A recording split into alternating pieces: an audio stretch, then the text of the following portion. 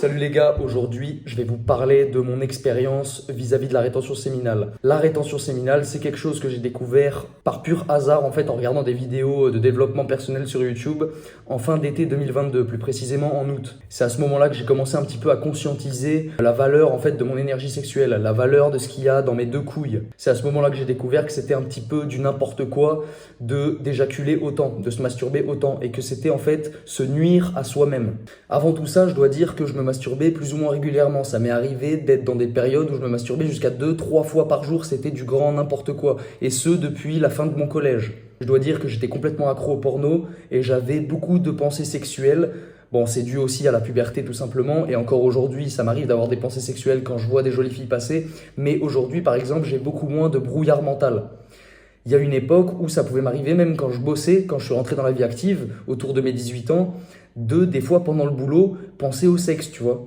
Et c'est n'importe quoi. Même à des moments où t'es pas censé penser au cul.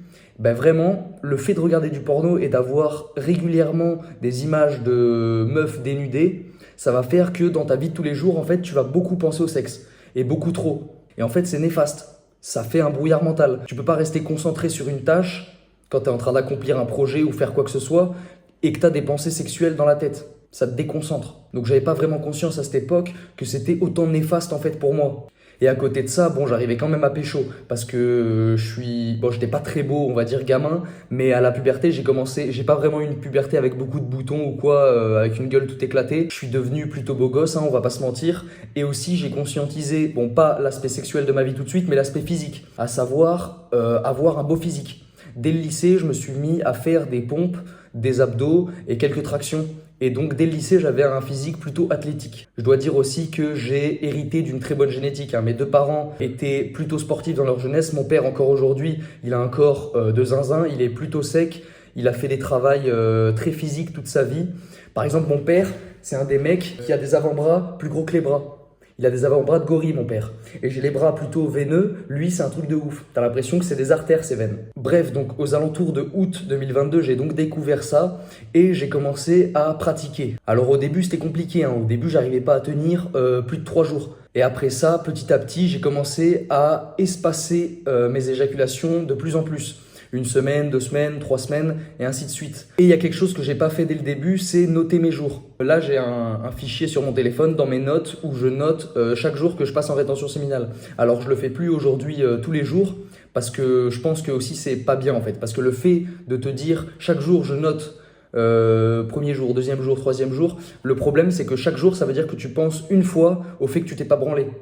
Or, dans la vision des choses que j'ai aujourd'hui, c'est mieux de carrément l'enlever de ton esprit et de même plus y penser. Et petit à petit, en arrêtant de me branler aussi régulièrement qu'avant, je me suis mis en fait à adopter de bonnes habitudes. Je suis passé de faire des pompes à m'inscrire à la salle. J'ai commencé aussi à aller courir de temps en temps, à essayer de faire attention au temps que je passe sur Internet, à savoir éviter par exemple de scroll sur Instagram parce qu'Instagram c'est de la pornographie douce. Instagram, en fonction de ce que tu regardes, l'algorithme il va te mettre les choses que tu regardes le plus. Donc si tu regardes que les meufs bonnes, tu vas voir de plus en plus de meufs bonnes et en fait c'est de la pornographie douce. Regarder des images de femmes un peu dénudées ou juste qui font les coquines sur Instagram, ça te donne envie d'aller sur des sites porno pour te masturber. Donc c'est pas bien, donc faut éviter. Et quand je dis que j'ai conscientisé ça, c'est maintenant j'ai une utilisation d'Internet intelligente. Entre guillemets, je suis un mec plutôt curieux et Internet répond à beaucoup de questions que je me pose sur le monde. J'essaie d'utiliser Internet pour me cultiver, plus que pour me divertir. Et malheureusement aujourd'hui, je trouve qu'il y a beaucoup trop de gens qui utilisent Internet exclusivement pour se divertir et pas du tout pour en apprendre sur le monde. Et c'est triste. C'est à cette époque-là également que j'ai commencé à écrire, à faire de la musique. Moi, je fais un peu de rap. Je sais que c'est un style de musique qui plaît pas à tout le monde, mais moi, j'aime bien. Et ça me permet de m'exprimer quelque part artistiquement. Donc, j'ai commencé également à cette époque à écrire en fait de la musique. Et même à m'enregistrer, à me faire un compte Instagram où je publie des sons, des freestyles, des trucs.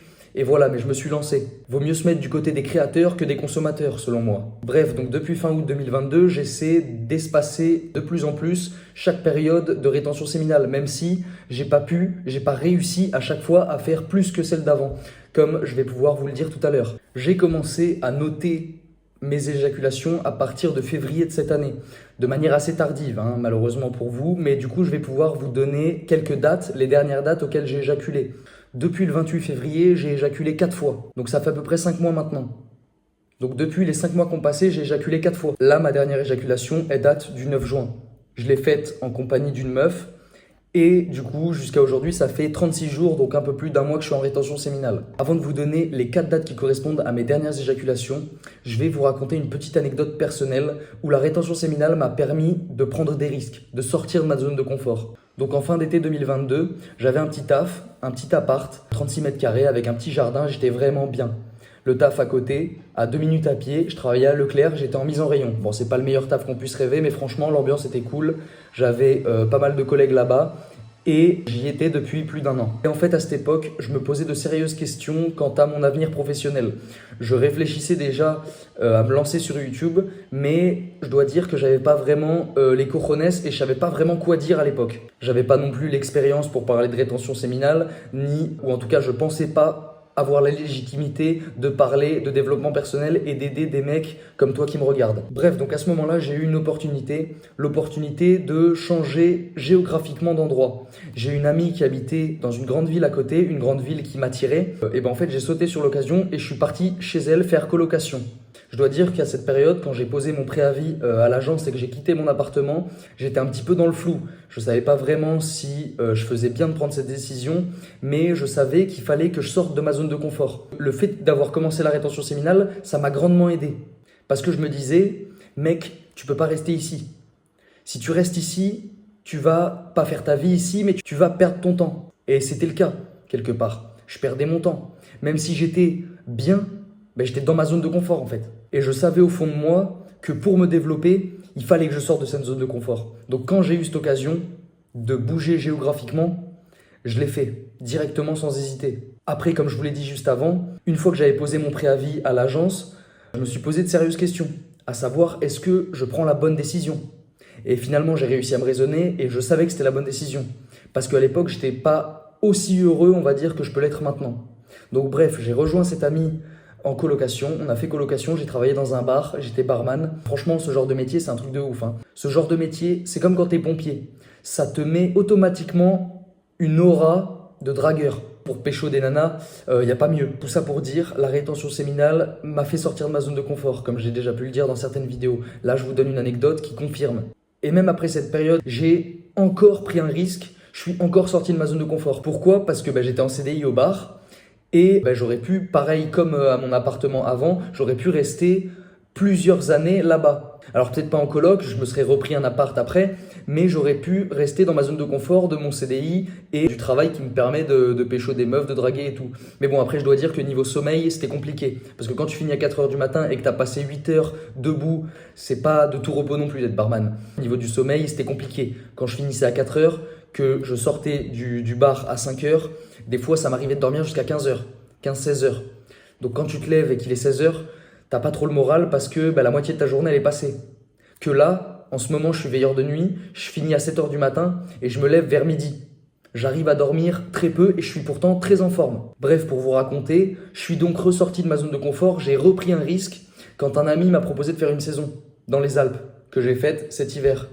Et après laquelle j'ai rebondi sur une autre saison que je suis en train de faire en ce moment, avec le même taf. J'étais aussi veilleur de nuit cet hiver. Mais bref, la transition de la coloc avec ma pote à être saisonnier dans les Alpes, elle a été aussi un petit peu compliquée. Comme la première, c'est que j'étais un petit peu dans le flou. Je savais pas si je prenais la bonne décision, je savais pas si le travail allait me plaire, mais finalement, je pense que c'est la meilleure décision que j'ai prise. Et en vrai, là, en ce moment, je suis saisonnier, je kiffe ma vie. Bon, après, je dois dire qu'il y a beaucoup de saisonniers qui aiment beaucoup faire la fête. Et ça, c'est quelque chose qui me dérange pas. Mais bon, les coquets, ça me casse un peu les couilles. Les mecs qui prennent de la coke, ils vont se sentir puissants, mais c'est juste un ressenti en fait. C'est pas la réalité en fait. Le mec qui a une patate, il tombe par terre. Il saigne du nez. Il fait rien. Alors qu'avant, il ouvrait sa gueule. Bref, là n'est pas le sujet de la vidéo. Bon, pour vous donner les 4 dernières dates auxquelles j'ai éjaculé. Je les ai notées ici parce que c'est sur mon téléphone et je l'utilise pour filmer, donc je peux pas regarder dessus. Donc, 28 février. 28 février, c'était mon record parce que j'avais tenu depuis le 2 décembre. Ça faisait 3 mois que j'avais pas éjaculé, 88 jours. Bon, il y en a certains qui me diront peut-être que c'est pas assez selon eux ou que ça me donne pas la légitimité de faire des vidéos sur le sujet. J'en ai rien à foutre les gars. Ça fait 2 ans que je fais ça, ça fait 2 ans que je constate les bénéfices, que je les vis, que je suis quelque part, j'incarne les bénéfices de la rétention séminale au jour le jour. Donc, bah, je fais quand même des vidéos et je m'en fous de ton avis. Et j'ai que de l'amour pour vous, les gars. Je ne souhaite que votre réussite. Sinon, je les ferai même pas ces vidéos finalement. Ensuite, du 28 février, j'ai tenu jusqu'au 20 avril, soit 52 jours. Ah, je vous ai pas dit, mais les 2 premières éjaculations que j'ai eues, que je vous ai citées juste avant, donc le 28 février et le 20 avril, j'étais tout seul. Je me suis masturbé comme une merde. J'ai cédé. Personne n'est infaillible. Ensuite, du 20 au 30 avril. Malheureusement, j'ai encore cédé, mais ce coup-ci avec une femme.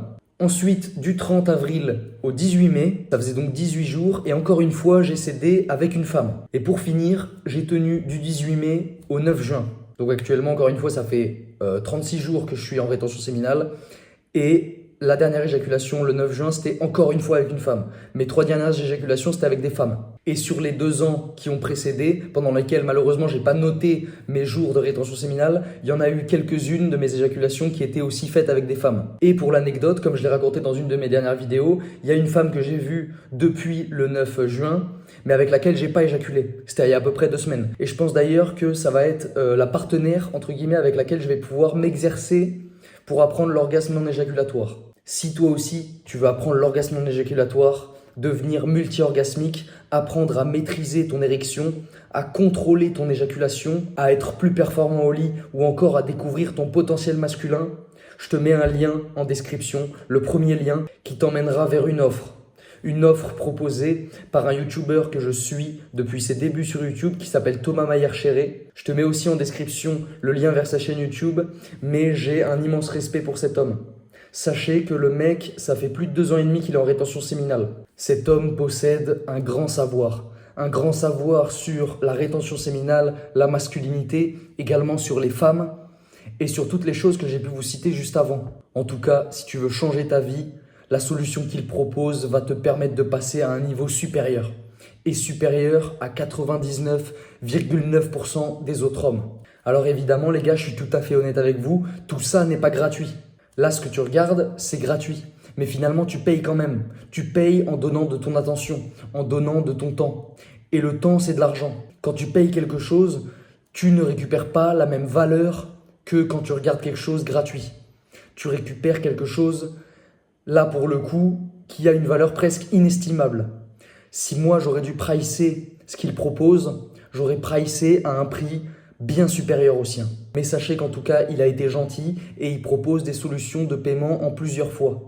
Voilà, maintenant je ne vais pas faire de la pub pendant 50 ans, ton destin est entre tes mains et tu es libre de tes choix mon pote. Je te propose sa solution en description, encore une fois, premier lien. Et en attendant, je vous remercie d'avoir écouté. Like la vidéo si t'as kiffé, abonne-toi, commente, dis-moi ce que t'as pensé de la petite vidéo et je vous dis à très vite les gars, bisous.